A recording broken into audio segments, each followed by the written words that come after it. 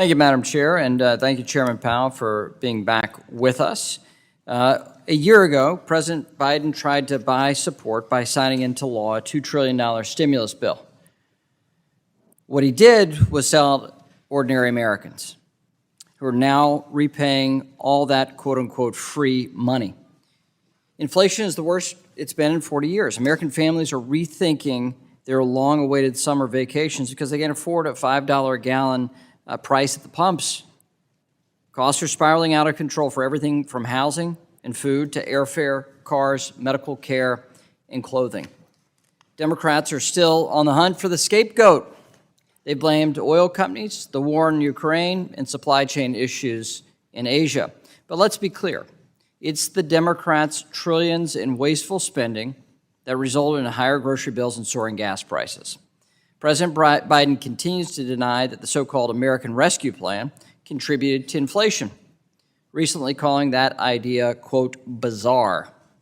Well, economists across the ideological spectrum, from former Clinton Treasury Secretary Larry Summers to Jason Furman to Michael Strahan, don't think it's bizarre.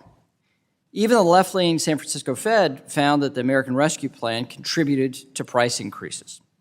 So now millions of Americans need to be rescued from the Democrats' American Rescue Plan. I'm confident Chair Powell is taking this emergency seriously. And as I've said many times before, I think he's the right man for the job, and he is. But how the Fed manages the next few months will be as critical as any other period during the last 4 decades.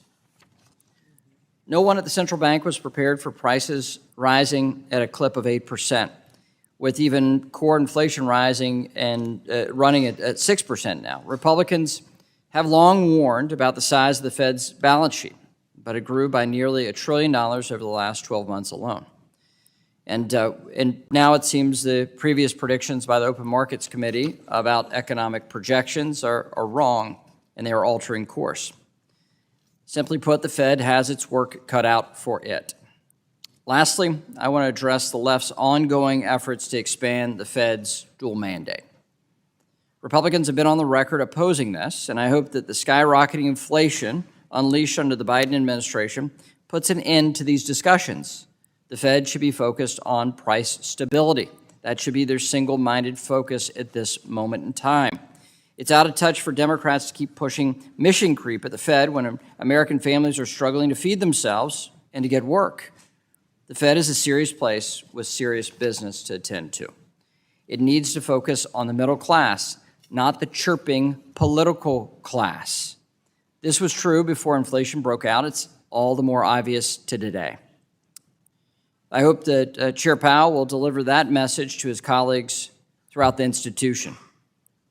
And again, I want to thank Chair Powell for his testimony. Thanks for his willingness to engage with policymakers on the Hill. And thank you for his openness in what has been a more closed-off institution. We have a mess to clean up. And we know that you're taking your job seriously. I'm glad you're taking your job seriously. And with that, Madam Chair, I yield back. Thank you.